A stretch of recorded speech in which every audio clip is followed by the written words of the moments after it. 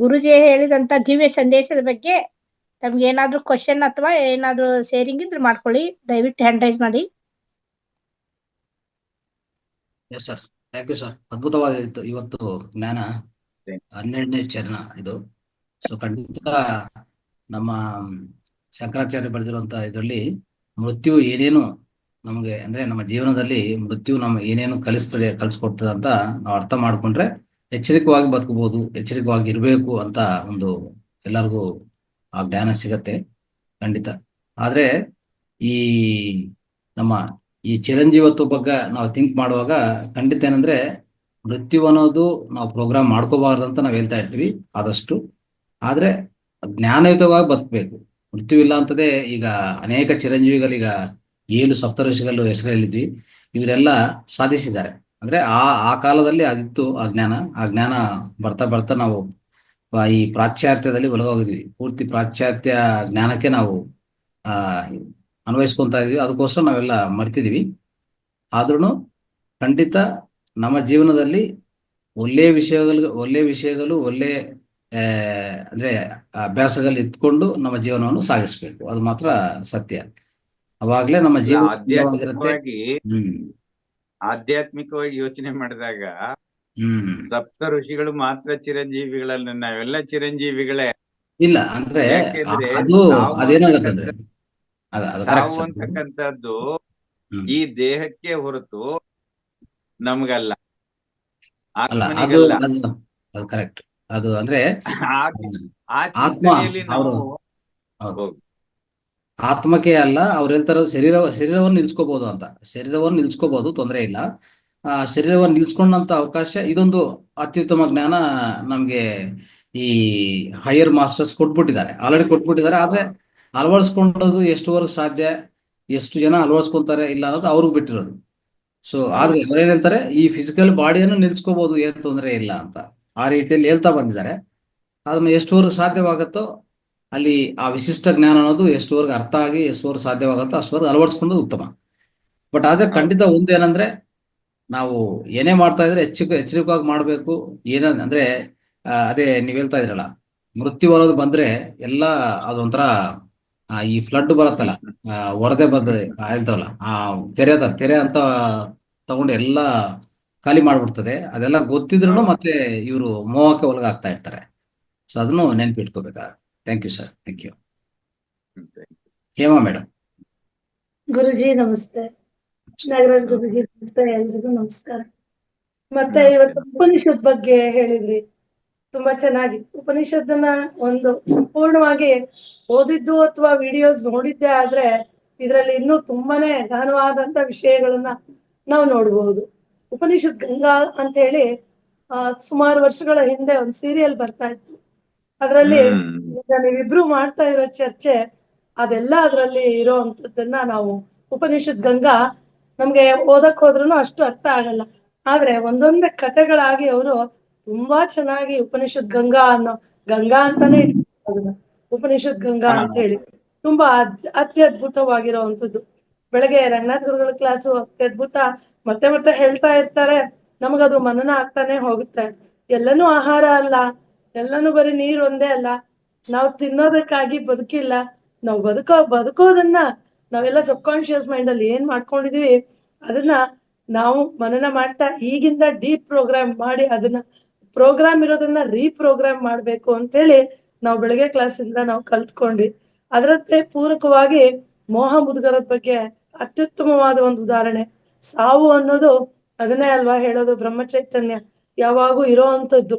ನಾವು ಇರಲ್ಲ ಅನ್ಕೊಳ್ಳೋದು ನಮ್ಮ ಸಂಕಲ್ಪದ ಮೇಲೆ ಹೋಗುತ್ತೆ.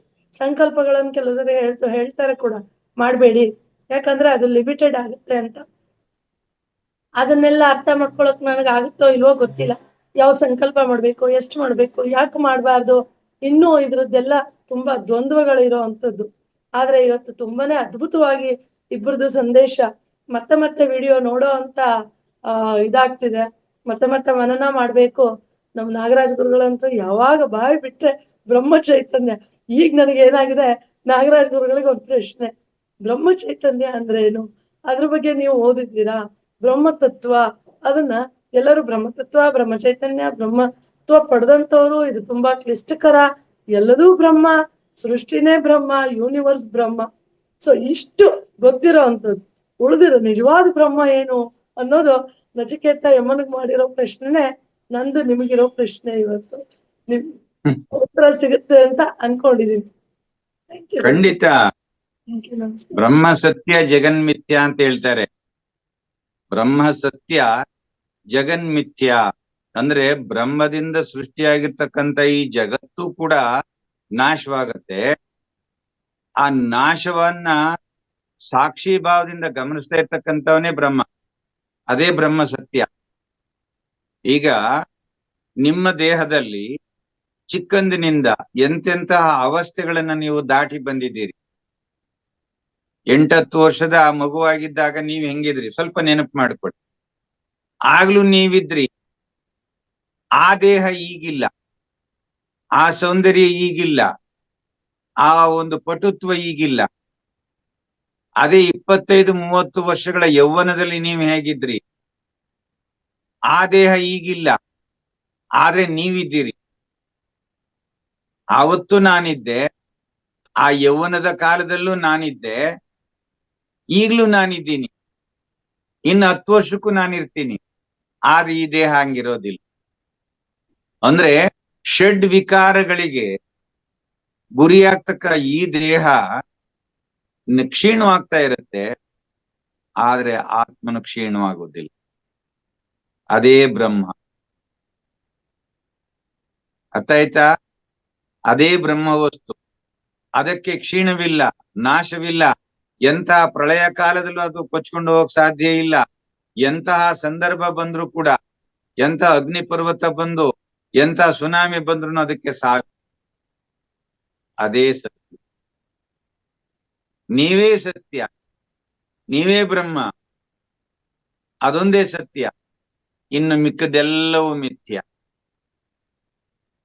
ಇಷ್ಟನ್ನ ನಾವು ಅರ್ಥ ಮಾಡಿಕೊಂಡು, ಇಷ್ಟನ್ನ ತಿಳ್ಕೊಂಡು, ನಾವು ಆ ಸೋಹಂ ಭಾವದಿಂದ ಬೇರೊಂದು ಅನ್ಯ ವಸ್ತುಗಳನ್ನ ಪೂಜೆ ಮಾಡದೆ, ತನ್ನ ಆತ್ಮಧ್ಯಾನದಲ್ಲಿ ಯಾರು ನಿರತನಾಗಿರ್ತಾನೋ ಅವನ್ಗೆ ಅದೇನ್ ಹೇಳ್ತಾರೆ, ಉದ್ದಿನ ಮೂಟೆ ಉರುಳೇ ಹೋಯ್ತು ಅಂತ ಹೇಳ್ತಾರೆ ನೋಡಿ. ಉದ್ದಿನ ಕಾಳು ಉರುಳೋಗುವಷ್ಟರಲ್ಲಿ ಮೋಕ್ಷ. ಸತ್ಯದ ಅರಿವಾಗ್ಬೇಕಷ್ಟೆ. ಈ ಸತ್ಯದ ಅರಿವನ್ನ ನಾವು ಮೂಡಿಸ್ಕೊಂಡ್ರೆ ನಮಗೆ ಸಾವಿಲ್ಲ. ಸತ್ಯದ ಅರಿವನ್ನ ಮೂಡಿಸ್ಕೊಳ್ದೆ ಹೋದ್ರೆ ಖಂಡಿತ ಸಾವು.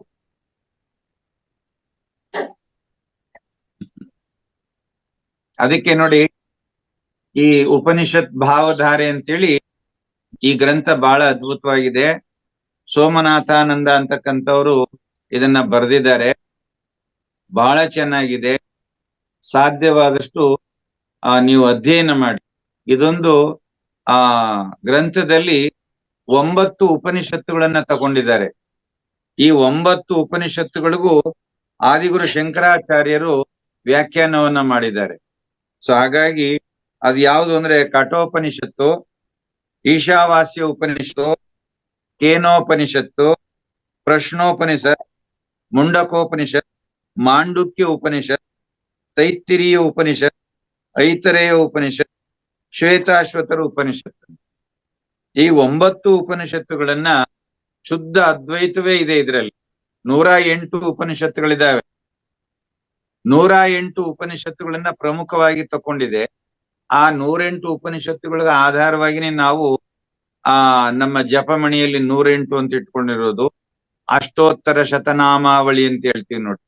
ಈ ಎಲ್ಲದಕ್ಕೂ ಕಾರಣ ಏನು ಅಂತಂದ್ರೆ 108 ಉಪನಿಷತ್ತುಗಳಿರೋದ್ರಿಂದ ಆ 108 ಜಪಮಾಲೆಯಲ್ಲಿ 108 ಮಣಿಗಳನ್ನ ಇಟ್ಕೊಂಡಿರೋದು.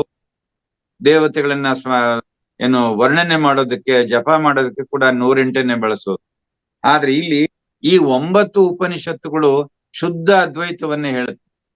ಇದು ಯಾವುದು ಕೂಡ ಯಾವುದೇ ಮಂತ್ರ, ತಂತ್ರ, ಪೂಜೆ, ಪುನಸ್ಕಾರ ಎಲ್ಲವನ್ನ ಸಂಪೂರ್ಣ ಬಿಟ್ಟು ಆತ್ಮ ಪೂಜನೆಯಲ್ಲೇ ನಮ್ಮ ಮನಸ್ಸನ್ನ ನಿಲ್ಲಿಸ್ತದೆ. ಆದ್ರಿಂದ ಈ ಒಂದು ಉಪನಿಷತ್ತನ್ನ ನಾವು ಅಧ್ಯಯನ ಮಾಡಿದ್ದೇ ಆದ್ರೆ ನಮ್ಮಲ್ಲಿ ಇರ್ತಕ್ಕಂತಹ ಅಜ್ಞಾನ ಸಂಪೂರ್ಣವಾಗಿ ನಾಶವಾಗುತ್ತೆ. ಪ್ರಯತ್ನ ಮಾಡಿ. ಗುರುಜಿ, ಇದು ರಾಮಕೃಷ್ಣ ಮಠದ್ದ. ರಾಮಕೃಷ್ಣ ಮಠ ನೋಡ್ತೀನಿ ಒಂದು ನಿಮಿಷ. ಹೌದು, ರಾಮಕೃಷ್ಣ ಆಶ್ರಮದವರು ಇದನ್ನ ಬಿಡುಗಡೆ ಮಾಡಿರೋದು. ಹಾ ಹಾ, ಅತ್ಯದ್ಭುತ. ತರ್ಸ್ಕೋಬೇಕು. Thank you Guruji, thank you very much. ಧನ್ಯವಾದ. ಬ್ರಹ್ಮ ಚೈತನ್ಯವಂದ್ರೆ ಈಗ ನೀವು ಮಾತಾಡ್ತಿರಲ್ಲ, ನೀವು ಮಾತಾಡೋದು ನೋಡೋದು ಮಾಡ್ತಾ ಇದ್ರೆ ಬ್ರಹ್ಮ ಚೈತನ್ಯ ಇದ್ರೇನೆ ಮಾತಾಡಕ್ಕಾಗತ್ತೆ, ಇಲ್ಲಾಂದ್ರೆ ಮಾತಾಡಕ್ಕಾಗತ್ತೆ. ಹ್ಮ್ ಈ ಪ್ರಪಂಚದಲ್ಲಿ ನೀವು ಏನೇ ನೋಡ್ತಾ ಇದ್ರು ಅದು ನಿಮ್ಗೆ ಕಾಣಿಸ್ತಾ ಇದೆ ಅಂದ್ರೆ ಬ್ರಹ್ಮ ಚೈತನ್ಯ ಇದಕ್ಕೋಸ್ಕರನೇ. ಅರ್ಥ ಆಯ್ತಾ? ಅದರಿಂದ ವ್ಯಕ್ತವಾಗಿರೋದು ಇವೆಲ್ಲ ವಿಧ ವಿಧ ರೂಪ ಇರ್ಬೋದು, ಆದ್ರೆ ವ್ಯಕ್ತವಾಗಿದೆ ಅಂದ್ರೆ ನಮ್ಗೆ ಕಾಣಿಸ್ತಾ ಇದೆ ಅಂದ್ರೆ ಅದೆಲ್ಲ ಬ್ರಹ್ಮ ಚೈತನ್ಯ ಇದ್ರೇನೆ ಅಲ್ಲಿದೆ ಅದು. ಇಲ್ಲಾಂದ್ರೆ ಎಲ್ಲ ಏನು ಇಲ್ಲ. ಅಂದ್ರೆ ಈ ಸೃಷ್ಟಿಯಲ್ಲಿ ಅದು ಯಾವಾಗಿಂದ ಇದೆ, ಆದ್ರೆ ಅವಾಗವಾಗ ವ್ಯಕ್ತವಾಗ್ತಾ ಇರ್ತದೆ. ಈ ಸಸ್ಯಗಳ ಮುಖಾಂತರ, ಖನಿಜ ಸಾಮ್ರಾಜ್ಯ, ಎಲ್ಲಾ ಸಾಮ್ರಾಜ್ಯಗಳು ಅದೇ. ಪ್ರತಿ ಒಂದರಲ್ಲಿ ಅದು ಇರೋಂಥವ್ರಿಗೆ ಇಲ್ಲಿ ಸೃಷ್ಟಿ ನಾವು ನೋಡಕ್ಕಾಗತ್ತೆ. ಅದು ಇಲ್ಲ ಅಂತಂದ್ರೆ ಅದು ಮತ್ತೆ ಇನ್ನೊಂದು ರೂಪಕ್ಕೆ ಹೋಗುತ್ತೆ ಅಲ್ವಾ? ಎನರ್ಜಿ ಅನ್ನೋದು ಯಾವಾಗ್ಲೂ ಅದು ನಾಶವಾಗಲ್ಲ, ಒಂದು ರೂಪದಿಂದ ಇನ್ನೊಂದು ರೂಪಕ್ಕೆ ಚೇಂಜ್ ಆಗ್ತಾನೆ ಇರ್ತದೆ. ಆದ್ರೆ ಇಲ್ಲಿ ವ್ಯಕ್ತ ಆಗಿರೋದು ನಮ್ಮ ಮುಖಾಂತರ. ಈಗ ಈ ಮಾನವ ಕುಲ, ಖನಿಜ ಸಾಮ್ರಾಜ್ಯ, ವೃಕ್ಷ ಸಾಮ್ರಾಜ್ಯ, ಜಂತು ಸಾಮ್ರಾಜ್ಯ ಎಲ್ಲದಿಂದನೂ ವ್ಯಕ್ತವಾಗಿದೆ. ಇದೆಲ್ಲ ಇಲ್ಲಿ ಇದೆಯಾ ಅಂತಂದ್ರೆ ಆ ಬ್ರಹ್ಮಚೈತನ್ಯ ಇದ್ರೇನೆ. ಅದೇ ಮೂಲಭೂತ ಕಾರಣ. ಅದು ಮೂಲ ಕಾರಣ ಅದೇ. ಅದಿಲ್ಲ ಅಂದ್ರೆ ಏನಿಲ್ಲ. ಈಗ ಕರೆಂಟ್ ಇಲ್ಲ ಅಂದ್ರೆ ಎಷ್ಟೇ ನೀವು ಎಲೆಕ್ಟ್ರಾನಿಕ್ ಅಪ್ಲಯನ್ಸಸ್ ಏನು ಯೂಸ್ ಅದು? ಕರೆಂಟ್ ಇಲ್ಲ ಅಂದ್ರೆ ನಿಮ್ಮ ಹತ್ರ ಒಳ್ಳೆ ಫ್ರಿಡ್ಜ್ ಇದೆ, ಒಳ್ಳೆ ವಾಷಿಂಗ್ ಮೆಷಿನ್ ಇದೆ, ದೊಡ್ಡ ದೊಡ್ಡ ಮೆಷಿನ್ಸ್ ಇದೆ ಅಂತ ಇಟ್ಕೊಳ್ಳಿ, ಒಳ್ಳೆ ಕಂಪ್ಯೂಟರ್ ಇದೆ, ಏನ್ ಮಾಡ್ತೀರಿ ಅದು ಉಪಯೋಗಿಸ್ಕೊಂಡು? ವೇಸ್ಟ್ ಅದು ಅಲ್ವಾ? ಸೊ ಆ ವಿದ್ಯುತ್ ಶಕ್ತಿ ಹೇಗೆಯೋ ಈ ಮೂಲ ಚೈತನ್ಯ ಇಲ್ಲಾಂದ್ರೆ ಬ್ರಹ್ಮ ಚೈತನ್ಯ ಅಷ್ಟು ಮುಖ್ಯವಾದ. ಅದಿದ್ರೇನೆ ಇದೆಲ್ಲ ಇಡೀ ಸೃಷ್ಟಿ ಕೆಲಸ ಮಾಡ್ತಾ ಇರ್ತದೆ. ಥ್ಯಾಂಕ್ ಯು ಗುರುಜಿ, ಅತ್ಯದ್ಭುತವಾಗಿತ್ತು ಇವತ್ತಿನ ಸಂದೇಶ. Thank you, thank you, thank you madam. Thank you. Basavaraj ಏನ ಕೈ ಮಾಡಿದ್ರು. ನಮಸ್ಕಾರ ಮಹಾಗುರುಗಳೇ. ನಮಸ್ಕಾರ.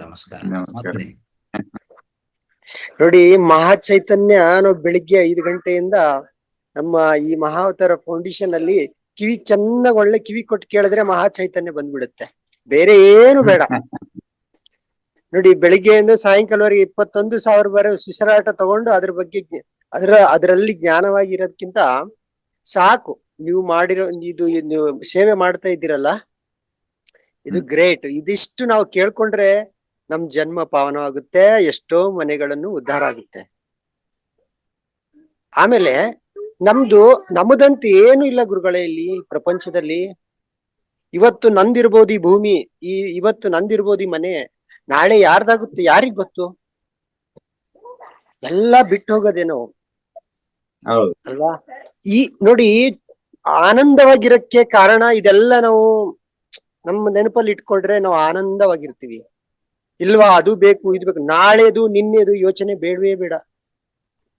ಒಬ್ರು ತಾಯಿಯವ್ರು ಹೇಳಿದ್ರು, ಇವತ್ತು ನಂದು ಕೊನೆಯ ದಿನ ಅಂತ ಅನ್ಕೊಂಡು ನಾವು ಜೀವನ ಮಾಡಿದ್ರೆ ಅದು ಆನಂದಕರವಾದ ಜೀವನ ಅಲ್ವಾ ಗುರುಗಳೇ? ಅದಕ್ಕೆ ನನ್ನದನ್ನೋದು ಏನು ಇಲ್ಲ. ಈ ಕ್ಷಣ ಮಾತ್ರ ನನ್ನದು. ಈ ಕ್ಷಣದಲ್ಲಿ ಮಾತ್ರ ನಾನು ಖುಷಿಯಾಗಿದ್ರೆ ಸಾಕು ಅಲ್ವಾ? ನೀವು ಹೇಳೋ ತಾತ್ಪರ್ಯಗಳು ಅಷ್ಟೇ. ಬಟ್ ನೋಡಿ, ಎಷ್ಟೋ ಜನಗಳು ಮನೆಯಲ್ಲಿದೆ, ಗಂಡ ಕೇಳ್ತಾರೆ, ಮಹಾವತಾರ ಫೌಂಡೇಶನ್ ಹಾಕೊಂಡು ನಾವು ಬೇರೆ ಕೆಲಸಗಳು ಮಾಡ್ತಾ ಇರ್ತೀವಿ, ನೀವು ಹೇಳೋಂತ ಜ್ಞಾನವನ್ನು ಪಡಿತಾ ಇರ್ತೀವಿ. ಅದೇ ರೀತಿ ಮನೆಯಲ್ಲಿ ಇನ್ನ ಬೇರೆ ಬೇರೆ ಜನಗಳು ಇರ್ತಾರೆ, ಅವ್ರ ಕೆಲಸದಲ್ಲಿ ಮಾಡ್ತಾರೆ. ಇದು ಏನು ಅಂತ ಗೊತ್ತೇ ಇಲ್ಲ ಅಂದ್ರೆ ಅವ್ರನ್ನು ಕತ್ತಲೆ ಕತ್ತಲೆ ಲೋಕದಲ್ಲಿದ್ದಾರೆ ಅಂತ ಅರ್ಥ ಅಷ್ಟೇ. ಕೆಲಸಗಳು ಎಲ್ಲರಿಗೂ ಇರುತ್ತೆ, ಸಂಪಾದನೆ ಬೇಕು ಎಲ್ಲರಿಗೆ, ಹೊಟ್ಟೆಪಾಡು ಎಲ್ಲರಿಗೂ ಇದೆ, ಅದು ಓಕೆ. ಆದ್ರೆ ಬೆಳಗ್ಗೆ ಒಂದು 2 ಅವರ್ ನಾವ್ ಏನು ಡಿಸ್ಕಸ್ ಮಾಡೋದು ಬೇಡ, ಅಟ್ಲೀಸ್ಟ್ ಕೇಳಿದ್ರೆ ಸಾಕು, ಜ್ಞಾನಿಗಳಾಗ್ತೀವಿ. ಹೌದು.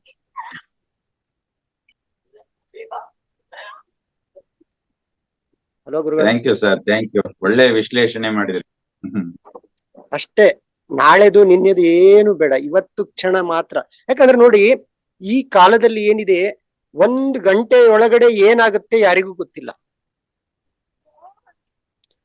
ತಾಯಿಗೆ ಮಗ ಫೋನ್ ಮಾಡಿ ನಾನು ಬರ್ತಾ ಇದ್ದೀನಮ್ಮ ಅಂತ ಹೇಳಿದವು ಕ್ಷಣ ಮಾತ್ರದಲ್ಲಿ ಒಂದು ಅರ್ಧ ಗಂಟೆ 10 ನಿಮಿಷದಲ್ಲೇ ಮಗ ಇಲ್ಲ.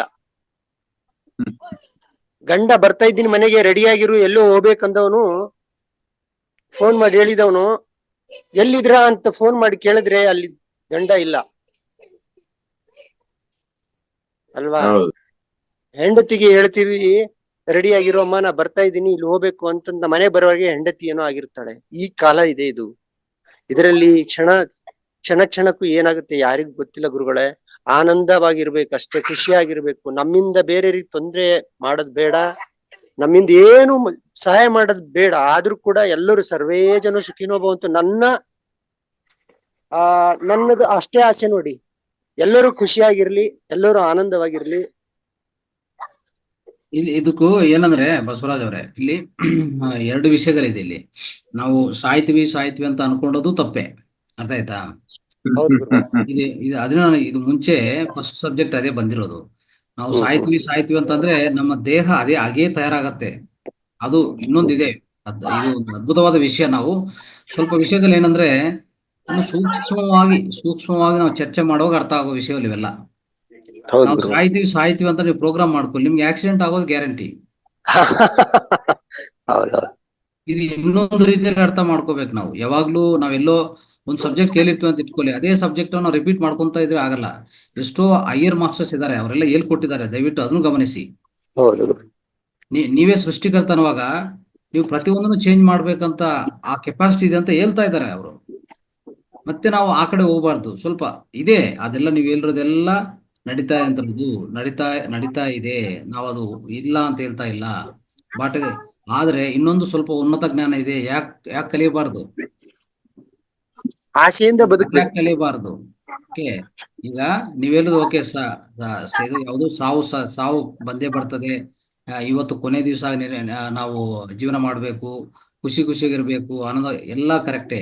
ಆದ್ರೆ ಅದಕ್ಕಿಂತ ಸ್ವಲ್ಪ ಉನ್ನತವಾದ ಜ್ಞಾನ ಏನ್ ಹೇಳ್ತಾ ಇದೆ ಅಂದ್ರೆ, ಸಾವು ಬಗ್ಗೆ ಯೋಚನೆ ಮಾಡ್ಕೋಬೇಡಿ, ಅದ್ರ ಬಗ್ಗೆ ಜಾಸ್ತಿ ಯೋಚನೆ ಮಾಡ್ಕೋಬಾರ್ದು. ಅದು ಮಾಡ್ತಾ ಇದ್ರೆ ನಿಮ್ಗೆ ಆಕ್ಸಿಡೆಂಟ್ ಆಗತ್ತೆ, ಇನ್ನೊಂದು ಆಗತ್ತೆ. ನಿಮ್ಮ ಸಾವು ನೀವೇ ತಂದು ಕೊಡ್ತೀರಾ. ಇದೆಲ್ಲ ಆಗ್ತಾ ಇರ್ತವೆ. ಇವೆಲ್ಲ ಸಬ್ ಕಾನ್ಶಿಯಸ್ ಅಲ್ಲಿ ಆಗುವಂತ ಕೆಲಸಗಳಿವೆಲ್ಲ. ಅಂದ್ರೆ ಉನ್ನತ ಮಟ್ಟದಲ್ಲಿ ಪ್ರಕಂಪನ ಮುಖಾಂತರ ಆಗುವಂತ ಕೆಲಸಗಳಿವೆಲ್ಲ, ವೈಬ್ರೇಷನ್ ಮುಖಾಂತರ ಆಗೋದ ಕೆಲಸಗಳು. ಇದಕ್ಕೆ ಇಲ್ಲಿ ಏನಾಗುತ್ತೆ ಗೊತ್ತಾ, ಪ್ರತಿಯೊಂದು ಯೋಚನೆಗೆ, ಪ್ರತಿಯೊಂದು ಭಾವನಕ್ಕೆ ಫ್ರೀಕ್ವೆನ್ಸಿ ಇದೆ, ಪವನ ಪುಣ್ಯ ಇದೆ. ಇದು ಈ ಜಗತ್ತಲ್ಲಿ ಕೆಲಸ ಮಾಡ್ತಾನೆ ಇರ್ತದೆ. ನಿಮ್ಗೆ ಏನ್ ಬೇಕೋ ನೀವೇದಿರಲ್ಲ, ಈಗ ಬರ್ತಾ ಇದೀನಿ ರೆಡಿ ಆಗಿರಿ ಅಂತ ಅಂದ್ರೆ ಅವ್ರ ಆಂತರಿಕದಲ್ಲಿ ಏನೇನು ಭಾವನೆಗಳು ಇಟ್ಕೊಂಡಿದನೋ ಅಯ್ಯಪ್ಪ. ಅರ್ಥ ಆಯ್ತಾ? ಅದೇ ಆ ಭಾವನೆಗಳು ಬೇಡ ಗುರುಗಳೇ, ಒಳ್ಳೆ ಭಾವನೆಯಲ್ಲಿ ಇರೋಣ ಅಂತ ಅಷ್ಟೇ. ಅದೇ ಅದು ಬೇಕಾದ್ರೆ ಅದು ಜ್ಞಾನ ಧ್ಯಾನ ಸಾಧನ ಬೇಕಲ್ಲ. ಜ್ಞಾನ ಸಾಧನ ಬೇಕಲ್ಲ ಅವ್ರಿಗೆ. ಆ ಸಾಧನ ಇದ್ರೇನೆ ಅವರಲ್ಲಿ ಆ ಒಳ್ಳೆ ಕಲ್ಪನೆಗಳು, ಒಳ್ಳೆ ಭಾವನೆಗಳು ಇರ್ತದೆ. ಇಲ್ಲಾಂದ್ರೆ ಸಾಧ್ಯವಿಲ್ಲ. ಅದು ಸಾಧ್ಯವಿಲ್ಲ. ಸಾಮಾನ್ಯ ಜನಕ್ಕೆ ಸಾಧ್ಯವಿಲ್ಲ. ಅದಕ್ಕೆ ಇಲ್ಲಿ ಉನ್ನತ ಜ್ಞಾನ ಏನ್ ಹೇಳ್ಕೊಡ್ತಾ ಇದೆ ಅಂದ್ರೆ, ನೀವು ಚಿರಂಜೀವಿ, ನಿಮ್ಗೆ ಸಾವಿಲ್ಲ ಅಂತಂದ್ರೆ ನಿಮ್ಮ ಜೀವನ ಖಂಡಿತ ಜ್ಞಾನಯುತವಾಗಿ ನಡೀತದೆ. ಮತ್ತೆ ಅದೇ ರೀತಿಯಲ್ಲಿ ಒಂದು ಆರೋಗ್ಯಕರ ಜೀವನ ಇಟ್ಕೊಂತೀರಾ. ನಿಮ್ಮ ಸುತ್ತಮುತ್ತನು ಆರೋಗ್ಯಕರವಾದ ಜೀವನ ನಡ್ಸ್ಕೊಂತ ಹೋಗ್ತೀರಾ. ಸೊ ಅಲ್ಲಿ ಸಾವು ಬಗ್ಗೆ ಜಾಸ್ತಿ ಯೋಚನೆ ಮಾಡಬಾರ್ದು. ಸಾವು ಬಗ್ಗೆ ಯೋಚನೆ ಮಾಡೋದು, ಪ್ರೋಗ್ರಾಮ್ ಮಾಡ್ಕೊಳ್ಳೋದು, ನಾವು ಮಕ್ಕಳಿಗೆ ಹೇಳ್ಕೊಡೋದು, ಇದೇ ಈ ಪಾಶ್ಚಾತ್ಯ ಜ್ಞಾನ. ಅದೇ ಹೇಳಿದ್ರು ಇಷ್ಟವರೆಗೂ ಪಾಶ್ಚಾತ್ಯ ಜ್ಞಾನ ಹೇಳ್ಕೊಂತಾನೆ ಬಂದಿದೆ. ನೀವು ಮನುಷ್ಯ ಇಷ್ಟು ಜೀವನ, ಇದಾದ್ಮೇಲೆ ಸತ್ತು ಹೋಗ್ತೀರಾ, ನೀವು ಇದಕ್ಕಿಂತ ಏನ್ ಮಾಡಕ್ಕಾಗಲ್ಲ, ಇದ್ರ ಒಳಗಡೆ ಏನು ಮಾಡಿದ್ರೆ ಅದು ಮಾಡ್ಬಿಡಿ ಅಂತಂದ್ರೆ ಇಷ್ಟ ಪ್ರಕಾರ ಮಾಡ್ತಾರೆ ಅಲ್ವಾ? 100 years ಇದೆ, ಇದಕ್ಕಿಂತ ನೀವು ಜಾಸ್ತಿ ಬದುಕಾಗಲ್ಲ ಅಂದ್ರೆ ಅಷ್ಟು ಒಳಗಡೆ ಏನ್ ತಪ್ಪು ಮಾಡ್ತಾರೆ, ಏನ್ ಬೇಕೋ ಎಲ್ಲ ಮಾಡ್ಬಿಡ್ತಾರೆ. ಆ ರೀತಿಯಲ್ಲಿ ಇಲ್ಲ. ಆದ್ರೆ ನಮ್ಮ ಶರೀರವನ್ನು ನಿಲ್ಸ್ಕೊಳ್ಳೋ ಸಾಧ್ಯ ಇದೆ ಅಂದ್ರೆ ನಿಲ್ಸ್ಕೋಬಹುದು ಅಂತಾನೆ ಹೇಳ್ತಾ ಇದ್ದಾರೆ. ಸೀತಾರಾಮ ಆ ಸಮಯದಲ್ಲಿ ಎಲ್ಲರಿಗೂ ಗೊತ್ತಿರೋ ಜ್ಞಾನ ಇದು. ಎಷ್ಟು ವರ್ಷ ಬೇಕಂದ್ರೆ ನಮ್ಮ ಶರೀರ ನಿಲ್ಸ್ಕೋಬಹುದು ಅಂತ. ಅಂದ್ರೆ ಅದು ಸುಲಭ ಅಲ್ಲ, ಅದಕ್ಕೂ ಎಷ್ಟೋ ಸಾಧನೆ ಬೇಕು. ಅದು ಉನ್ನತ ಜ್ಞಾನ. ಅದು ಆ ಉನ್ನತ ಜ್ಞಾನವನ್ನು ಸ್ವಲ್ಪ ಅಳವಡಿಸ್ಕೊತ ಹೋಗೋಣ. ಅವಾಗ ಈ ಅನಾರೋಗ್ಯವಾಗ್ಲಿ, ಈ ಅನೇಕ ಈ ನೀವು ಹೇಳ್ತಾ ಇದ್ರಲ್ಲ, ಸಡನ್ ಆಗಿ ಯಾದೃಚ್ಛಿಕವಾಗಿ ಒಂದು ಸಂಘಟನೆಗಾಗಿ ನಾವು ಯಾವುದು ಆಕರ್ಷಣೆ ಮಾಡಲ್ಲ, ಅದಕ್ಕೂ ದೂರ ಇರ್ತೀವಿ ಸ್ವಲ್ಪ. ಅರ್ಥ ಆಯ್ತಾ? ಅದೊಂದು ಉನ್ನತ ಜ್ಞಾನ. ಅದನ್ನ ಅಳವಡಿಸ್ಕೊಂಡು ಪ್ರಯತ್ನ ಮಾಡೋಣ. ಅದೇ ಯೋಚನೆ ಮಾಡಬಾರ್ದು. ಓಕೆ, ಮೃತ್ಯು ಬಂದು ಎಲ್ಲ ತಗೊಂಡು ಹೋಗ್ತದೆ ಅಂತ ಅನ್ಕೊಂತ ಇದ್ರೆ ಮೃತ್ಯು ಬಂದೇ ಬರುತ್ತೆ. ಅದು ಶಾಶ್ವತ ಅಲ್ವಾ? ಅದು ಶಾಶ್ವತ. ಅದನ್ನೇ ನೀವು ಅಂದಪ್ಲೆ ಅದನ್ನೇ ನೆನ್ಕೊಂಡು ಕೆಲಸ ಮಾಡಿದ್ರೆ ನಾವು ಕೆಲಸ ಮಾಡಕ್ ಆಗೋದಿಲ್ಲ. ಚೈತನ್ಯದಿಂದ ಮಾಡೋಣ. ಈಗ ಸಾವು ಅನ್ನೋದು ಈಗ ನೋಡಿ ನಮ್ಮ ಗುರುಗಳು 40 ಇಯರ್ಸ್ ಧ್ಯಾನ ಜ್ಞಾನ ಪ್ರಚಾರ ಮಾಡಿ ಅವರು 74-75 ಇಯರ್ಸ್ಗೆ ಈ ಪ್ರಪಂಚವನ್ನು ಅಂದ್ರೆ ಈ ಲೋಕವನ್ನು ಬಿಟ್ಟು ಬೇರೆ ಲೋಕ ಹೋಗಿದ್ದಾರೆ. ಅಲ್ಲಿ ಇನ್ನೊಂದು ಕಾರಣ ಬೇರೆ ಇರ್ತದೆ. ಏನಂತಂದ್ರೆ ಈ ಮಹಾಗುರುಗಳೆಲ್ಲ ಬೇಗ ಬಿಟ್ಟು ಹೋಗ್ತಾರಂದ್ರೆ ಅವ್ರಿಗೆ ಉನ್ನತ ಪ್ರಪಂಚದಲ್ಲಿರುವಂತ ಇನ್ನು ಬೇರೆ ಕೆಲಸ, ಇನ್ನು ಬೇರೆ ಅವರ ವೈಯಕ್ತಿಕ ಉನ್ನತ ಅವರ ಉನ್ನತ ಮಟ್ಟದಲ್ಲಿ ಮಾಡುವಂತ ಕೆಲಸಗಳು, ವ್ಯವಹಾರಗಳು ಬೇರೆ ಇರ್ತದೆ, ಅವ್ರು ಹೋಗ್ತಾರೆ. ಅದು ಒಂಥರ ಅವರ ನಿರ್ಣಯ ಆಗಿರ್ತದೆ. ಅವ್ರು ಇರಬೇಕು ಅಂತಂದ್ರೆ ಅವ್ರ ಚೇತನದಿಂದ ಇನ್ನು ಎಷ್ಟು ವರ್ಷ ಅಂದ್ರೆ ಬದುಕಬಹುದು. ಆ ರೀತಿಯಲ್ಲಿ ಬದುಕಿರುವಂತ ಗುರುಗಳು ಇದ್ದಾರೆ, ಮಾಸ್ಟರ್ಸ್ ಇದ್ದಾರೆ. ಈಗಾಗಲೇ ಅಂದ್ರೆ ಈ ಜ್ಞಾನ ಈ ಪಾಶ್ಚಾತ್ಯಕ್ಕೂ ಅದು ಅರ್ಥ ಆಗಲ್ಲ, ಅಂದ್ರೆ ವೆಸ್ಟರ್ನ್ ವರ್ಲ್ಡ್ಸ್ಗೆ ಅರ್ಥ ಆಗಲ್ಲ ಅದು. ಇಲ್ಲ, ಅವರು ಶರೀರವನ್ನು ತ್ಯಜಿಸಿದ್ರು ಕೂಡ ಅವರ ಶಕ್ತಿಯನ್ನು ಇದ್ದೇ ಇರುತ್ತೆ. ಈಗ ಗುರುಗಳದು ಶಕ್ತಿ ಎಲ್ಲ ಕಡೆ ಇದ್ದೇ ಇರುತ್ತೆ. ಅಲ್ಲ, ಆ ಚೈತನ್ಯ ಆ ಚೈತನ್ಯ ಅನ್ನೋದು ಇರುತ್ತೆ. ಆ ಚೈತನ್ಯ ಇರುತ್ತೆ ಅಂತ ತೊಂದರೆ ಇಲ್ಲ. ಆ ಚೈತನ್ಯ ಅನ್ನೋದು ಇನ್ನೊಂದು ರೂಪದಲ್ಲಿ ಇನ್ನು ಏನು ಕೆಲಸಗಳು, ಏನು ಸೃಷ್ಟಿ ಅನ್ನೋದು ನಡೀತಾ ಇರ್ತದೆ, ನಡೆಸ್ಕೊಂಡು ಹೋಗ್ತದೆ ಅದು ಮುಂದಕ್ಕೆ. ಅದು ಎಲ್ಲಿ ಚೈತನ್ಯ ಅನ್ನೋದು ಎಲ್ಲಿ ನಿಲಿಯಲ್ಲ, ಅದು ಬೇರೆ ವಿಷಯ. ಆದ್ರೆ ಈ ಮೃತ್ಯು ಬಗ್ಗೆ ಇರುವಂತ ಕಲ್ಪನೆ ಪಾಶ್ಚಾತ್ಯ ದೇಶಗಳಲ್ಲಿ ಇನ್ನೂ ಹೆಚ್ಚಾಗಿ ಅವ್ರು ಅದೇ ಪ್ರೋಗ್ರಾಮ್ ಮಾಡ್ತಾರೆ. ಪ್ರತಿಯೊಬ್ಬರು ಪ್ರೋಗ್ರಾಮ್ ಮಾಡ್ತಾರೆ. ಇನ್ನೇನೇನು ಪ್ರೋಗ್ರಾಮ್ ಮಾಡ್ತಾರೆ ಗೊತ್ತಾ? ಈಗ ಇತ್ತೀಚಿನ ಕಾಲದಲ್ಲಿ ಚೆಕಪ್ ಮಾಡ್ಕೊಂತ ಇರಿ, 30 ವರ್ಷ 40 ವರ್ಷ ಆದ್ರೆ BP ಬರುತ್ತೆ, ಶುಗರ್ ಬರುತ್ತೆ, ಅದನ್ನು ಹೇಳ್ತಾರೆ. ಅದನ್ನ ಹೇಳ್ಬಿಟ್ಟಿದ್ದಾರೆ. ಜನ ಎಲ್ಲ ರಿಜಿಸ್ಟರ್ ಮಾಡ್ಕೊಂಡು 40 ವರ್ಷಕ್ಕೆಲ್ಲ BP ಶುಗರ್ ಗ್ಯಾರಂಟಿ. ಹೌದಾ? ಇನ್ನು ಮೃತ್ಯು ಅಂದ್ರೆ ಹೇಳ್ತಾರೆ ಏನಿಲ್ಲ, ಲೈಫ್ ಸ್ಪ್ಯಾನ್ ಈಗ ಒಂದು 70 ಇಯರ್ಸ್ ಅಷ್ಟೇ, 70-75 ಇಯರ್ಸ್ ಆದ್ರೆ ಇನ್ನು ಬದುಕಾಗಲ್ಲ ಅಂತ ಹೇಳ್ತಾರೆ. ಆ ರೀತಿಯಲ್ಲಿ ಪ್ರೋಗ್ರಾಮ್ ಆದ್ರೆ ಇನ್ನೇನಾಗತ್ತೆ ಇಲ್ಲಿ? ಪೂರ್ತಿ ಒಂದು ನಾವು ಒಂಥರ ಸಿಕ್ ಕಮ್ಯುನಿಟಿ ಕ್ರಿಯೇಟ್ ಮಾಡಿದ್ವಿ ಅಂತ ಹೇಳ್ತಾ ಇದ್ದೀವಿ ನಾವು. ಈ ಪ್ರಪಂಚವನ್ನೇ ಒಂಥರ ಸಿಕ್ ವರ್ಲ್ಡ್ ಆಗಿ ಕ್ರಿಯೇಟ್ ಮಾಡಕ್ ಮುಂದಕ್ಕೆ ಹೋಗ್ತಾ ಇದೀವಿ ನಾವು. ಅರ್ಥ ಆಯ್ತಾ? ಅದಕ್ಕೆ ಆ ಉನ್ನತ ಜ್ಞಾನವನ್ನು ನಾವು ಅಳವಡಿಸ್ಕೊಳಕ್ ಪ್ರಯತ್ನ ಮಾಡೋಣ. ಒಳ್ಳೆಯದು. ರೈಟ್. ಲಕ್ಷ್ಮೀದೇವಿ. ನಮಸ್ತೆ ಸರ್, ಎಲ್ಲರಿಗೂ ನಮಸ್ಕಾರ ಸರ್. ನಮ್ಮ ಗುರುಗಳು ಹೇಳಿದಾರೆ ನಾವೇನ್ ಅನ್ಕೊಳ್ತೇವೋ ಅದೇ ತರ ಆಗ್ತಾ ಇರ್ತದೆ ಅಂತ ಅದ್ ಹೇಳಿದಾರೆ ಸರ್. ಯದ್ಭಾವಂ ತದ್ಭವತಿ, ನಾವ್ ಏನ್ ಆಲೋಚನೆ ಮಾಡ್ತೀವಿ ಅದೇ ತರ ಆಗ್ತಾ ಇರ್ತದೆ ಅಂತ ಹೇಳ್ತಾರೆ. ಮತ್ತೆ ಅಶ್ವಿನಿ ದೇವತೆಗಳು ಯಾವಾಗಲೂ ಅಸ್ತು ಅಂತ ಹೇಳ್ತಾರೆ. ಅಶ್ವಿನಿ ದೇವಗಳು ಅಸ್ತು ಅಂದ್ಬಿಟ್ಟು ತಥಾಸ್ತು ತರನೇ ಆಗ್ತಾ ಇರ್ತದೆ ಸರ್. ನಾವು ಯಾವಾಗಲೂ ಒಳ್ಳೆದನ್ನೇ ಯೋಚನೆ ಮಾಡ್ಬೇಕು. ಮತ್ತೆ ಇನ್ನೊಂದು ಸಣ್ಣ ಹಾಡಿದೆ ಭಕ್ತ ಕುಂಬಾರದಲ್ಲಿ, ಬರುವಾಗ ಬೆತ್ತಲೆ ಹೋಗುವಾಗ ಬೆತ್ತಲೆ, ಬಂದು ಹೋಗುವ ನೋಡಿದ್ರೆ ಕತ್ತಲೆ ಬರಿ ಕತ್ತಲೆ ಅಂತ. ಹಾಗೆ ಏನು ಇಲ್ಲ, ಬರಿಕಾಲ್ ಬಂದಿರ್ತೀವಿ, ಬರಿಕಾಲ್ ಹೋಗ್ತಾ ಇರ್ತೀವಿ. ಮತ್ತೆ ಇನ್ನೊಂದು ನೆನ್ನೆಗೆ ನಾಳೆಗೆ ಇಂದು ನಮ್ಮದೇ ಚಿಂತೆ ಏತಕ್ಕೆ, ಇದನ್ನ ಯೋಚನೆ ಮಾಡ್ಕೊಂಡು ನಾವು ಜೀವನ ಮಾಡ್ಬೇಕು ಅನ್ನೋದು ಖುಷಿ ಆಯ್ತು ಸರ್. ನೀವು ಚೆನ್ನಾಗಿತ್ತು ಕ್ಲಾಸ್. ನಮಸ್ತೆ.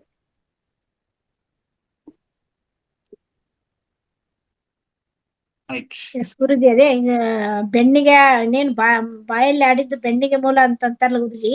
ನಾವ್ ಏನ್ ಮಾತಾಡ್ತೀವಿ ಅದೇ ನಮ್ಗೆ ಆಗತ್ತೆ ಅಂತಂದು ಹಿಂದಿನ ಒಂದು ಇದ್ರಲ್ಲಿ ಕೇಳಿದ್ದೆ ಗುರುಜಿ. ಅವ್ರ ತಂದೆ ಅವ್ರಿಗೆ ಏನೋ ಒಂದು ಮಗಳ ಅನಾರೋಗ್ಯದಲ್ಲಿ ಇರ್ತಾಳ. ಅವಾಗ ಅವಳಿಗೆ ಆರೋಗ್ಯ ಆದ್ರೆ ನಾನು ಹಿಂಗೊಂದ್ ಕೊಡ್ತೇನೆ ಅಂತ ಒಂದು ಮಾತು ಕೊಡ್ತಾನೆ ಗುರುಜಿ. ಅವನು ಮಾತು ಕೊಡ್ತಾನೆ, ಅವಳ ಆರೋಗ್ಯ ಪಡ್ಕೊಂತಾಳ. ಆರೋಗ್ಯ ಪಟ್ಕೊಡ್ಲೆ ಅವ್ನ್ ಕಾಲ್ ಕೊಡ್ತಾನೆ ಅಂತ ಏನೋ ಅಂದಿರ್ತಾನ. ಅವ್ನ್ಗ ಅದನ್ನ ಮರ್ತ್ ಬಿಡ್ತಾನ. ಆರೋಗ್ಯ ಆತಲ್ಲ, ಈಕಿಗೆ ಆರಾಮಾದ್ಲು, ಮತ್ತೇನು ಅಂತಂದ್ ಸುಮ್ನಾಗ್ಬಿಡ್ತಾನ.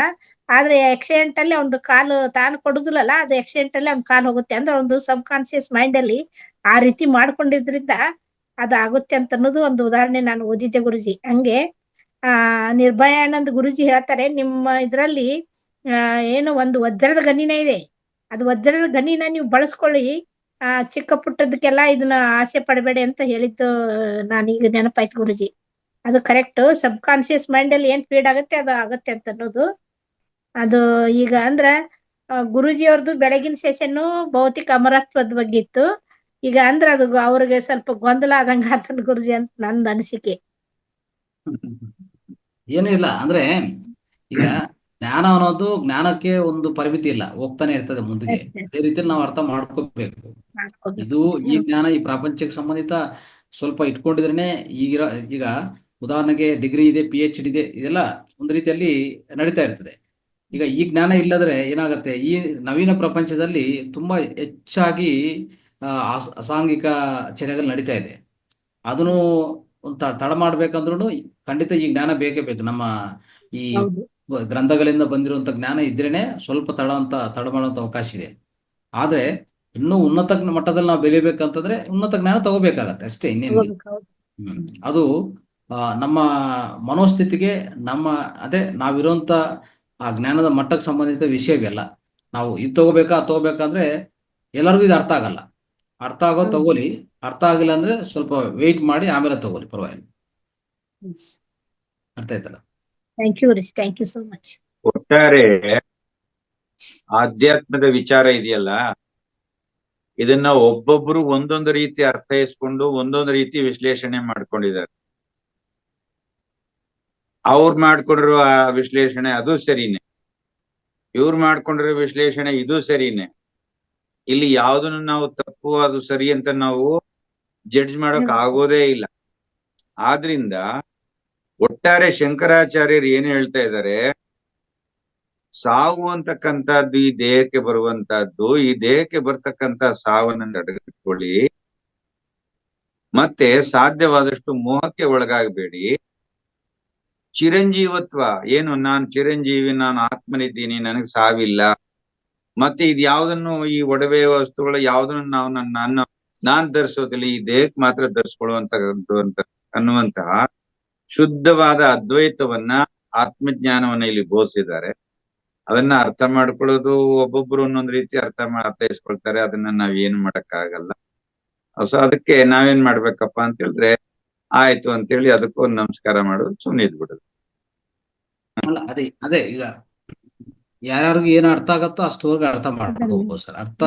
ಅರ್ಥ ಆಗಿಲ್ಲ ಅಂದ್ರೆ ಅದು ನೆಕ್ಸ್ಟ್ ಲೆವೆಲ್ ಅಲ್ಲಿ ಅರ್ಥ ಆಗತ್ತೆ, ಅದು ಅಷ್ಟೇ. ಯಾಕಂದ್ರೆ ಈ ಹೈಯರ್ ವಿಸ್ಡಮ್ ಅನ್ನೋದು ಬಂದೇ ಬರ್ತದೆ. ಈಗ ನಾವು ಸ್ಕೂಲಿಂದ ಕಾಲೇಜ್ಗೆ ಹೋಗುವಾಗ ಅಲ್ಲಿ ಆಗಿರುವಂತ ನಮ್ಗೆ ಅರ್ಥ ಆಗಿರೋದು ನೆಕ್ಸ್ಟ್ ಹೋಗುವಾಗ ಇನ್ನು ಸ್ವಲ್ಪ ಅರ್ಥ ಆಗತ್ತೆ. ಆ ರೀತಿಯಲ್ಲಿ ಹೋಗ್ತಾ ಇರ್ತದೆ. ಬಟ್ ಆದಷ್ಟು ನಮ್ಗೆ ನಮ್ಮ ಜೀವನಕ್ಕೆ ಈಗ ಏನ್ ಬೇಕೋ ಅದು ಅನ್ವಯಿಸ್ಕೊಂಡು ಅದನ್ನು ತಿಳ್ಕೊಂಡು ಅದನ್ನು ಪಾಲನೆ ಮಾಡಿ. ಇನ್ನೂ ಉನ್ನತ ಮಟ್ಟದಲ್ಲಿ ಹೋಗ್ಬೇಕಂದ್ರೆ ಖಂಡಿತ ಸಾಧ್ಯವಿದೆ. ಅದನ್ನು ನೆಕ್ಸ್ಟ್ ಲೆವೆಲ್. ಈಗ ನಾವೊಂದು ಧ್ಯಾನಿ ಆಗಿರ್ಬೋದು, ಒಂದು ಯೋಗಿ ಆಗಿರ್ಬೋದು, ಋಷಿ ಆಗಿರ್ಬೋದು, ಮತ್ತೆ ಮಹರ್ಷಿ ಆಗಿರ್ಬೋದು, ಬ್ರಹ್ಮರ್ಷಿ ಆಗಿರ್ಬೋದು. ಈ ರೀತಿಯಲ್ಲಿ ಎಷ್ಟು ಹಂತಗಳಿದೆ. ಇವತ್ತೇ ನಾನು ಬ್ರಹ್ಮರ್ಷಿ ಆಗ್ತೇನೆ ಅಂದ್ರೆ ಆಗೋದಿಲ್ಲ. ಓಕೆ, ನೀವು ಯಾವ ಲೆವೆಲ್ ಚೆಕ್ ಮಾಡಿಕೊಂಡು ನೀವು ನಿಧಾನವಾಗಿ ಹಂತವಾಗಿ ಮುಂದಕ್ಕೆ ಹೋಗಿ ಅಷ್ಟೇ. ನಾಗಲಲಿತ ಅನ್ಮ್ಯೂಟ್ ಮಾಡ್ಕೊಳ್ಳಿ. ನಮಸ್ತೆ ಸರ್. ನಾಗರಾಜ್ ತುಂಬಾ ಸಮುದ್ರದ ಆಳದಷ್ಟು ಅವರು ಇನ್ನೂ ಹೆಚ್ಚಿಗೆ ಹೇಳಕ್ಕಾಗಲ್ಲ, ಅಷ್ಟೊಂದು ಜ್ಞಾನವನ್ನ ತುಂಬಿಕೊಂಡು ನಮ್ಗೆ ಇದ್ ಮಾಡ್ತಿದ್ದಾರೆ. ತುಂಬಾ ಅದ್ಭುತವಾಗಿತ್ತು ಸರ್ ನಿಮ್ಮ ಇದು ಜ್ಞಾನದ ಬಗ್ಗೆ ಹೇಳ್ಕೊಟ್ಟದ್ದು. ನಾವು ಹೇಳೋದು ಒಂದೊಂದು ಪದಕ್ಕೂ ನೀವು ಅಷ್ಟೊಂದು ಸ್ಥಳದಲ್ಲೇ ಅಷ್ಟೊಂದು ಎಲ್ಲ ವಿವರಣೆ ಕೊಡ್ತೀರಿ. ತುಂಬಾ ಅದ್ಭುತವಾಗಿ ನೀವು ಜ್ಞಾನ ಇದೆ. ಈ ಒಂದು ನಿಮ್ಮ ವಚನ ಕೇಳೋದಕ್ಕೆ ನಮ್ಗೆ ತುಂಬಾ ಅವಕಾಶ ಸಿಕ್ಕದಕ್ಕೆ ಧನ್ಯವಾದಗಳು ಸರ್. ತುಂಬಾ ಚೆನ್ನಾಗಿತ್ತು. ಇದು ಆಧ್ಯಾತ್ಮಿಕ ವಿಚಾರಗಳು ತುಂಬಾ ಚೆನ್ನಾಗಿ ಹೇಳ್ತೀರಿ ಸರ್. ತುಂಬಾ ನಾವು ಕಲ್ತ್ಕೊಳ್ಳೋದೇನು ಅಂದ್ರೆ ಮೆಟ್ಟಿಲಿಗೆ ಇನ್ನೂ ನಾವು ಕಾಲಿಟ್ಟಿಲ್ಲ, ಕಾಲನ್ನ ತೆಗ್ದಿದೀವ ಏನೋ ಒಂದ್ ಸ್ಟೆಪ್ಪು ಹಾಕಿಲ್ಲ ಸರ್. ಒಂದ್ ಮೇಲೆ ಕಾಲ್ ತೆಗ್ದಿದೀವ ಏನೋ ಅಷ್ಟೇ ಹೇಳ್ಬೇಕು.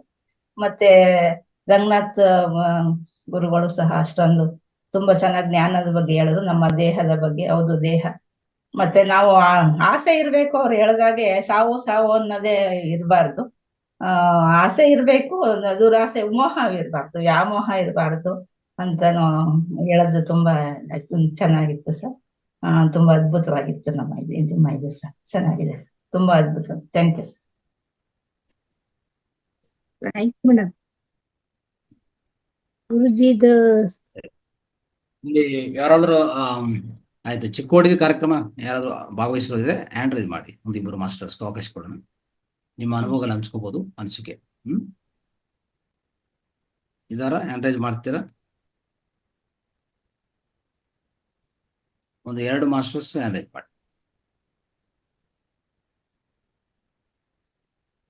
ಬೆಳಗಾವಿ ಮೋಸ್ಟ್ಲಿ ಮುಗಿಸ್ಕೊಂಡು ಹೊರಟೋಗಿರ್ಬೇಕು ಅಂತ ಕಾಣುತ್ತೆ. ಓಂ ಸರ್ ಇದಾರೆ ಗುರುಜಿ, ಆಮೇಲೆ ಮಲ್ಲಪ್ಪ ಸರ್ ಇದಾರೆ. ಹೌದಾ? ಓಂ ಸರ್ ಇದ್ದಾರೆ. ನಮಸ್ತೆ ಮಾಸ್ಟರ್. ಕಾರ್ಯಕ್ರಮ ಚೆನ್ನಾಗಾಯ್ತ್ರಿ. ಚಿಕ್ಕೋಡಿ ಕಾರ್ಯಕ್ರಮ ನಂದಾ ಮೇಡಮ್ ಅವ್ರು ಮಿಸ್ ಮಾಡ್ಕೊಂಡ್ರು. ಎಸ್ ಬರ್ಬೇಕಾಗಿತ್ತು. ಚೆನ್ನಾಗಿತ್ರಿ ಕಾರ್ಯಕ್ರಮ. ಮಲ್ಲಪ್ಪ ರಬಾವಿ ಅವ್ರೇ ಚೆನ್ನಾಗೈತ್ರಿ ಗುರುಜಿ, ಚೆನ್ನಾಗಾಯ್ತು. ಒಂದೇನಂದ್ರೆ ನಿಮ್ಗೂ ಅನೇಕ ಧನ್ಯವಾದಗಳು. ಯಾಕಂದ್ರೆ ಅಲ್ಲಿ ಸೇವೆದಲ್ಲಿ ಪ್ರಥಮವಾಗಿ ಅತ್ಯುತ್ತಮ ಸೇವೆ ಮಾಡಿದೆ ನೀವು. ಹೇಳ್ಬೇಕಂದ್ರೆ ಆ ಕಾರ್ಯಕ್ರಮ ಬೇಕಾಗಿರುವಂತ ಸಪೋರ್ಟು.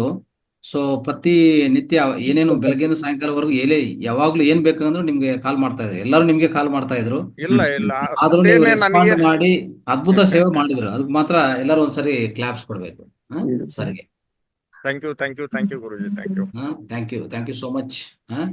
ಸೊ ಅದು ಸೇವಕ್ಕೆ ಒಂದು ಹೇಳ್ಬೇಕಂದ್ರೆ ಒಂದು ನಿರ್ವಚನ ಕೊಟ್ಟಿದ್ರಿ ನೀವು. ಅದು ಸೇವೆ ಮಾಡ್ಲಕ್ಕ ನನಗೊಂದು ಸಿಕ್ಕದ ಭಾಗ್ಯ ಅನ್ಬಹುದ್ರಿ. ನಾ ಇಂತ ಕಾರ್ಯಕ್ರಮ ಇದ್ರೆ ಬಹಳ ಆಕ್ಟಿವ್ ಆಗಿ ನಾನು ಕೆಲಸ ಮಾಡ್ತೇನೆ. ನನಗೆ ಮೊದ್ಲಿಂದ ರೂಢಿ ಇದೆ ಇದು. ನಾನು ಅಲ್ಲ, ನೀವು ಕೂಡ ಬೆಳಗಾವಿಯಿಂದ ಚಿಕ್ಕೋಡಿಗೆ ಹೆಚ್ಚು ಕಮ್ಮಿ 70-80 ಕಿಲೋಮೀಟರ್ ಬಂದು ಅಲ್ಲಿ ನಿಂತ್ಕೊಂಡು ಕೆಲಸ ಮಾಡೋದಿದೆಯಲ್ಲ, ಅದು ಸಾಹಸದ ಕೆಲಸ. ಅದೇ ಊರಿನಲ್ಲಿ ಇದ್ದು ಅದೇ ಊರ್ನ ಸ್ವಂತ ಊರಿನವರಾಗಿದ್ರೆ ಅದನ್ನ ನೀವು ಮಾಡಿದ್ರೆ ಅದನ್ನ ನಾವು ಹೆಚ್ಚುಗಾರಿಕೆ ಅಂತ ಅನ್ಕೊಳ್ಳೋದಿಲ್ಲ. 70-80 ಕಿಲೋಮೀಟರ್ ದೂರ ಬಂದು ಅಲ್ಲಿ ನಿಂತು ನಿಮ್ಮ ತನು ಮನ ಧನ ಎಲ್ಲವನ್ನ ನೀವು ವಿನಿಯೋಗಿಸ್ಕೊಂಡು ಅಲ್ಲಿ ಸೇವೆ ಮಾಡಿದಿರಲ್ಲ, ಆ ಸೇವೆಗೆ ನಾವು ಬೆಲೆ ಕಟ್ಟಕ್ ಆಗಲ್ಲ. ಎಲ್ಲ ತಮ್ಮ ಆಶೀರ್ವಾದ ಗುರುಜಿ. ಆ ಸೇವೆಗೆ ಅದು ನಿಮ್ಗೆ ನೀವೇ ಸಾಟಿ ಅಂತ ಅನ್ಕೋಬೇಕು.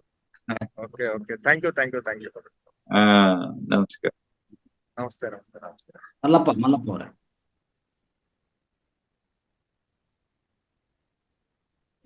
ಮಲ್ಲಪ್ಪ ಎಲ್ಲೋದ್ರು? ನಮಸ್ಕಾರ ಗುರುಗಳೇ. ಬಹಳ ನಮಸ್ತೆ. ಒಳ್ಳೆ ಕಾರ್ಯಕ್ರಮವನ್ನ ಚಿಕ್ಕೋಡಿ ಜನತೆಗೆ ಕೊಟ್ಟಿದ್ದೀರಿ ಗುರುಗಳೇ. ಮಹಾವತಾರದಿಂದ ಎಲ್ಲರೂ ಖುಷಿಯಾಗಿದ್ರು, ಎಲ್ಲರೂ ಆನಂದವಾಗಿದ್ರು. ಪ್ರಸಾದ ಕೂಡ ಎಲ್ಲರೂ ಬಹಳ ಒಂದು ಉತ್ಸಾಹದಿಂದ ಸ್ವೀಕರಿಸಿದ್ರು. ಆಮೇಲೆ ಈಗ ಅದೇ ಪಿರಾಮಿಡ್ ಬಗ್ಗೆ ಸ್ವಲ್ಪ ನಮ್ಗೆ ಹೇಳೋದಕ್ಕೆ ಸಾಧ್ಯ ಆಗ್ಲಿಲ್ಲ. ಅಲ್ಲಿ ಸಮಯಾವಕಾಶ ಲೇಟ್ ಆಗಿದ್ರಿಂದ ಆ ಕೃಷಿ ಪಿರಾಮಿಡ್ ಬಗ್ಗೆ ಸ್ವಲ್ಪ ನಾವು ಅಲ್ಲಿ ಮಾಹಿತಿ ಕೊಡ್ಬೇಕಾಗಿತ್ತು. ಅದು ಸಾಧ್ಯ ಆಗ್ಲಿಲ್ಲ, ಟೈಮ್ ಸಾಲಿಲ್ಲ ಯೂಶುವಲಿ. ಅದ್ರ ಬಗ್ಗೆ ಇನ್ನೊಂದ್ಸಲ ಬೇಕಾದ್ರೆ ನಾವು ಅದು ಏನಾದ್ರು ಒಂದು 10 ಅಥವಾ ರೈತರು ಒಂದು ಸ್ವಲ್ಪ ಸೇರಿಸ್ಕೊಂಡು ನಾವು ಇದ್ರ ಬಗ್ಗೆ ಸ್ವಲ್ಪ ಮಾಡ್ಬೇಕಾಗಿದೆ. ಯಾಕಂದ್ರೆ ಅಲ್ಲಿ ಕೃಷಿ ಪಿರಾಮಿಡ್ ಇದರಿಂದ ಬಹಳ ಹೆಲ್ಪ್ ಆಗುತ್ತೆ ಅನ್ನೋದು ನಮ್ಮ ಒಂದು ಅನಿಸಿಕೆ, ಭಾವನೆ ಇದೆ. ಅದನ್ನ ನಾವು ಸ್ವಲ್ಪ ಹೇಳ್ಬೇಕಾಗಿದೆ ಗುರುಗಳೇ.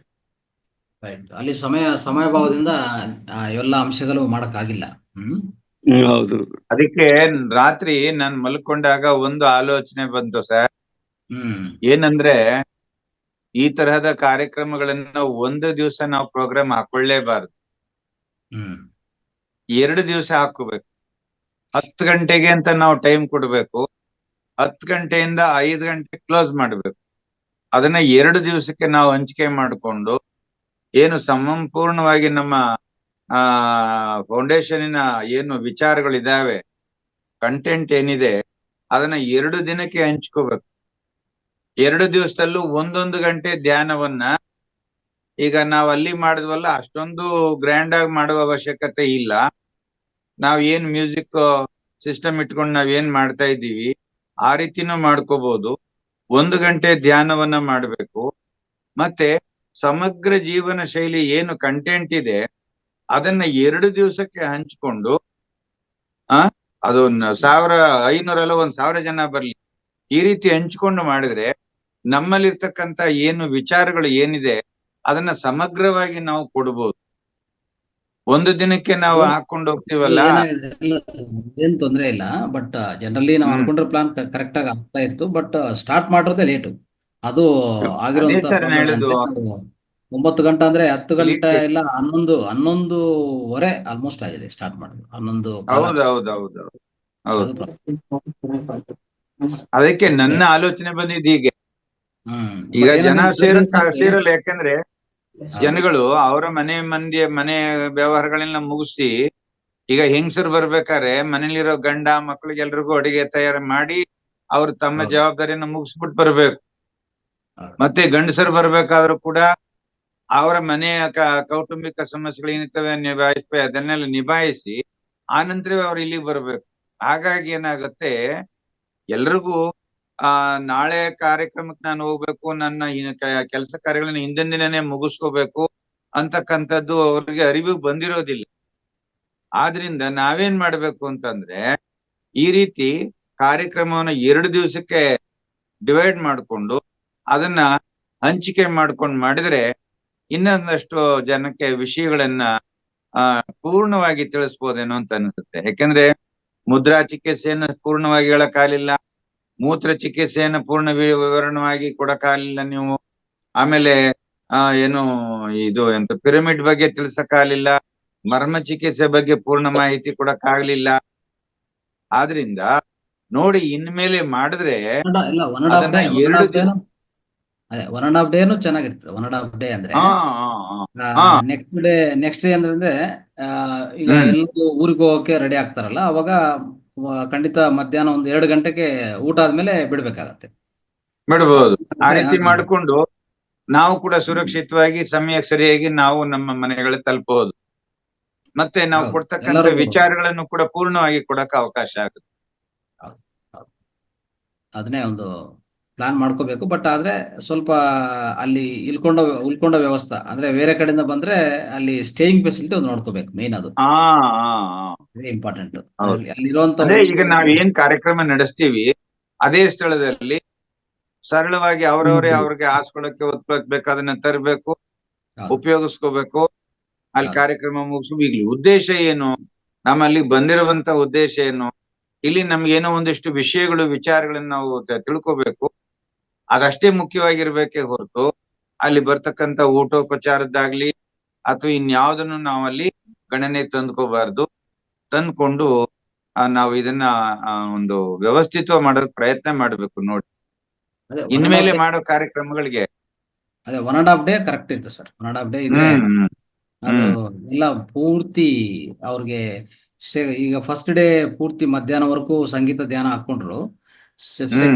ಸೆಕೆಂಡ್ ಹಾಫ್ ಅಲ್ಲಿ ಈ ಸಮಗ್ರ ಸ್ವಾಸ್ಥ್ಯ ಶುರು ಆದ್ರೆ ಈಗ ಒಂದು ಅರ್ಧ ದಿವಸ ಸಿಗತ್ತೆ. ಮತ್ತೆ ನೆಕ್ಸ್ಟ್ ಡೇ ಅರ್ಧ ದಿವಸದಲ್ಲಿ ಮತ್ತೆ ಬೇಕಂದ್ರೆ 1 ಗಂಟೆ ಧ್ಯಾನ ಹಾಕೊಂಡು ನಾರ್ಮಲ್ ಮ್ಯೂಸಿಕಲ್ ಧ್ಯಾನ ಹಾಕೊಂಡು ಮತ್ತೆ ಸಮಗ್ರ ಸ್ವಾಸ್ಥ್ಯ ನಡೆಸಿದ್ರೆ ಒಂದು ಕರೆಕ್ಟ್ 1 o'clock 1:30 ಕ್ಲೋಸ್ ಮಾಡ್ಕೋಬಹುದು. 2 o'clock ವಾಪಸ್ ನಾವು ಖರ್ಚು ಮಾಡ್ತಕ್ಕಂಥದ್ದನ್ನು ಕೂಡ ತೀರದಾರಿಯಾಗಿ ಖರ್ಚು ಮಾಡ್ದೇನೆ ಅದನ್ನ ಲಿಮಿಟ್ ಕೊಂಡು, ಈಗ ಏನು ಈ ಮೈಕ್ ಸೆಟ್ಟು ಮತ್ತೆ ಈ ಮ್ಯೂಸಿಷಿಯನ್ಸ್ಗೆ ಇವ್ರಿಗೆಲ್ಲ ಹಾಕುವ ದುಡ್ಡಿಗೆ ನಾವು ರಾತ್ರಿದೊಂದು ಉಪಹಾರ ಕೊಡ್ಬೋದು. ಲಘುವಾದಂತ ಒಂದು ಆಹಾರವನ್ನ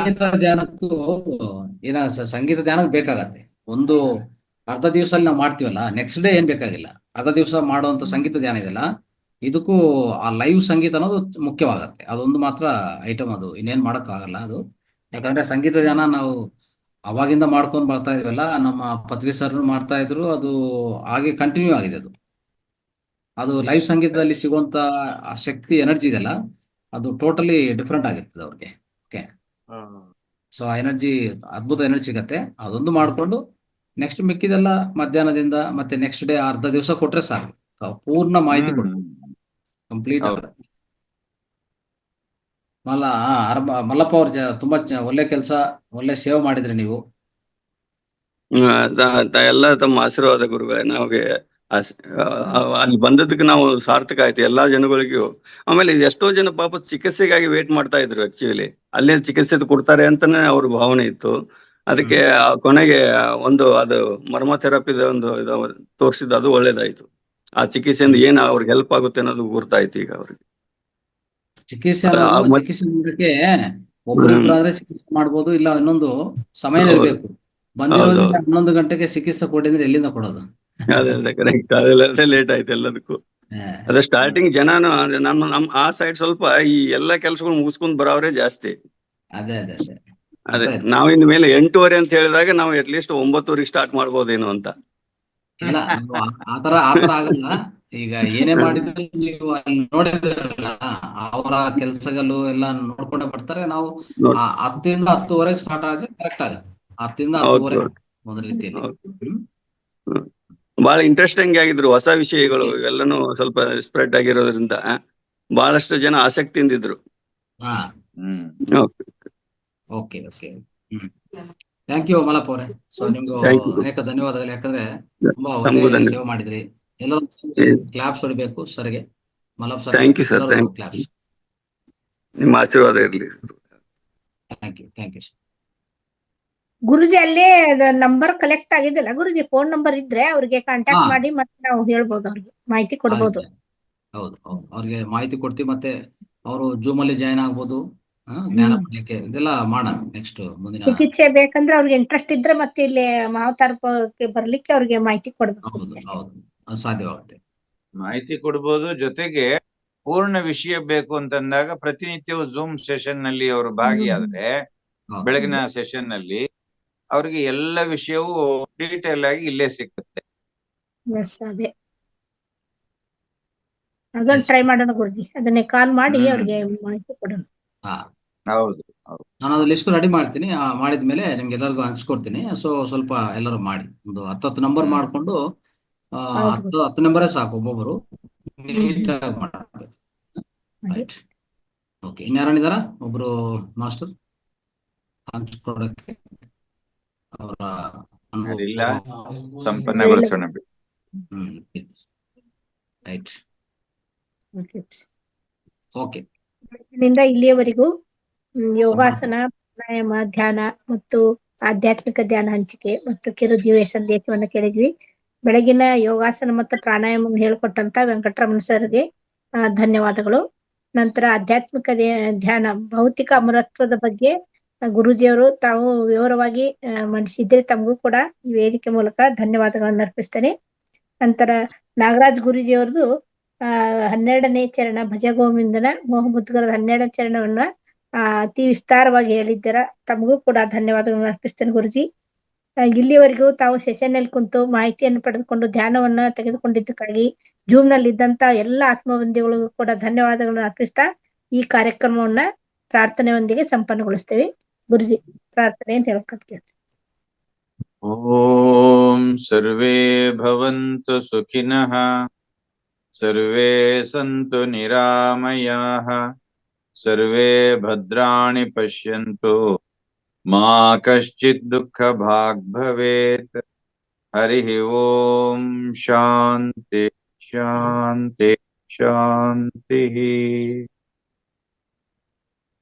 ಸರ್ವೇ ಜನ ಸುಖಿನೋ ಭವಂತು. ಧನ್ಯವಾದ ಎಲ್ಲರಿಗೂ. ಎಲ್ಲರಿಗೂ ಧನ್ಯವಾದಗಳು. ನಮಸ್ತೆ. ನಮಸ್ತೆ ಗುರುಜಿ, ಎಲ್ಲರಿಗೂ ಧನ್ಯವಾದಗಳು.